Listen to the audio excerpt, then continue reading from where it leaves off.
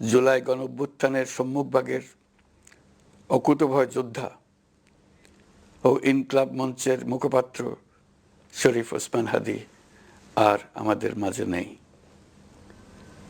ইন্না লিল্লাহি ওয়া ইন্না ইলাইহি রাজিউন। কিছুক্ষণ আগে সিঙ্গাপুরের পররাষ্ট্রমন্ত্রী ভিভিয়ান বালাকৃষ্ণন আমাকে টেলিফোনে এই হৃদয় বিদারক সংবাদটি জানিয়েছেন। ফেসিবাদ ও আধিপত্যবাদ বিরোধী সংগ্রামের এই অমর সৈনিককে মহান রাব্বুল আলামিন শহীদ হিসেবে কবুল করুন, এই দোয়া করি। আমরা সবাই মিলে এই দোয়া করি। শরীফ ওসমান হাদীর এই অকাল মৃত্যুতে আমি গভীর শোক ও দুঃখ প্রকাশ করছি।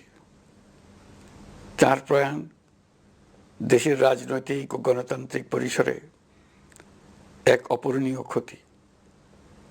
আমি তার রুহের মাগফিরাত কামনা করছি এবং শোক সন্তপ্ত স্ত্রী, পরিবারের সদস্যবৃন্দ, স্বজন ও সহকর্মীদের প্রতি গভীর সমবেদনা জানাচ্ছি। শহীদ ওসমান হাদীর স্ত্রী ও একমাত্র সন্তানের দায়িত্ব সরকার গ্রহণ করবে। শহীদ শরীফ ওসমান হাদীর অকাল মৃত্যুতে আগামী শনিবার একদিনের রাষ্ট্রীয় শোক ঘোষণা করছি। এই উপলক্ষে শনিবার দেশের সব সরকারি, আধা সরকারি, স্বায়ত্তশাসিত প্রতিষ্ঠান, শিক্ষা প্রতিষ্ঠান সহ সরকারি বেসরকারি ভবন এবং বিদেশে বাংলাদেশ মিশনগুলোতে জাতীয় পতাকা অর্ধনমিত থাকবে। একই সাথে আগামীকাল শুক্রবার বাদ জুমা দেশের প্রতিটি মসজিদে শহীদ ওসমান হাদীর রুহের মাগফিরাত কামনায় বিশেষ দোয়া ও মোনাজাতের আয়োজন করা হবে। আপনারা তাতে শরীক হন। অন্যান্য ধর্মের উপাসনালয়গুলোতেও আয়োজন হবে বিশেষ প্রার্থনার। আমি বিশেষ কৃতজ্ঞতা জানাই সিঙ্গাপুর সরকারের প্রতি। তারা হাদীর চিকিৎসা অত্যন্ত আন্তরিকতা ও পেশাদারিত্ব দেখিয়েছেন। বিশেষ করে সিঙ্গাপুরের পররাষ্ট্রমন্ত্রী ভিভিয়ান বালাকৃষ্ণন, যিনি একই সঙ্গে একজন বিশিষ্ট চিকিৎসক, তার প্রতিও। তিনি নিজে হাদীর পরিচর্যা করেছেন, আমাকে নিয়মিত চিকিৎসা সম্পর্কে খোঁজখবর দিয়েছেন। এই নৃশংস হত্যাকাণ্ডের সঙ্গে জড়িত সকল অপরাধীকে দ্রুত আইনের আওতায় আনা হবে এবং তাদের বিরুদ্ধে সর্বোচ্চ শাস্তি নিশ্চিত করা হবে। এই বিষয়ে কোনো ধরনের শৈথিল্য দেখানো হবে না। বিপ্লবী রক্তে উজ্জীবিত এই তরুণ নেতা ওসমান হাদী ছিলেন প্রতিবাদের অনন্য প্রতীক।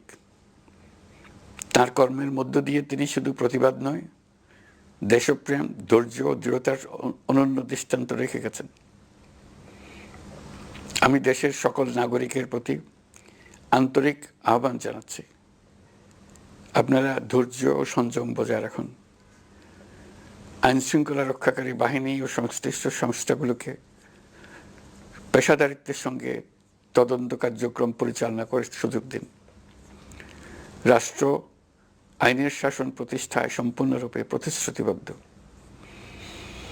আমি আবারও স্পষ্টভাবে বলতে চাই, ওসমান হাদী ছিলেন পরাজিত শক্তি ফ্যাসিস্ট সন্ত্রাসীদের শত্রু। তার কণ্ঠ স্তব্ধ করে বিপ্লবীদের ভয় দেখানোর অপচেষ্টা সম্পূর্ণভাবে ব্যর্থ করে দেন। ভয়, সন্ত্রাস কিংবা রক্তপাতের মাধ্যমে এদেশের গণতান্ত্রিক অগ্রযাত্রা কেউ থামাতে পারবে না। আমরা এখন গণতান্ত্রিক উত্তরণের চূড়ান্ত পর্যায়ে উপনীত হয়েছি। শহীদ হাদী ছিলেন এই প্রক্রিয়ার অবিচ্ছেদ্য অংশ। তার একান্ত ইচ্ছা ছিল আসন্ন নির্বাচনে প্রতিদ্বন্দ্বিতা করে নতুন বাংলাদেশ বিনির্মাণের পরবর্তী ধাপে সক্রিয় ভূমিকা রাখা। অত্যন্ত দুঃখের বিষয়, তার এই মহতী ইচ্ছা অপূর্ণ রয়ে গেল। তার স্বপ্ন বাস্তবায়নের দায় আজ সমগ্র জাতির কাঁধে ন্যস্ত। আগামী দিনগুলোতে আমাদের সবাইকে ধৈর্য, সংযম, সাহস ও দূরদর্শিতার সঙ্গে এগিয়ে যেতে হবে, যাতে নির্বাচন ও গণতন্ত্রের শত্রু ফ্যাসিস্ট সন্ত্রাসী অপশক্তিকে চূড়ান্তভাবে পরাজিত করা যায়। এই শোকের মুহূর্তে আসুন আমরা শহীদ শরীফ ওসমান হাদির আদর্শ ও ত্যাগকে শক্তিতে পরিণত করি,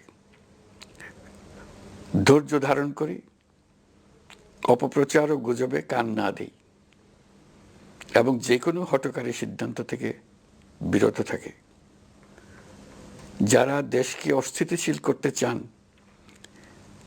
তাদের ফাঁদে পা না দিয়ে আসুন আমরা সবাই ঐক্যবদ্ধভাবে গণতন্ত্র, ন্যায় বিচার ও গণমানুষের অধিকার প্রতিষ্ঠার পথে অবিচল পদক্ষেপে এগিয়ে যাই। এটাই হবে শহীদ হাদির প্রতি আমাদের প্রকৃত শ্রদ্ধা।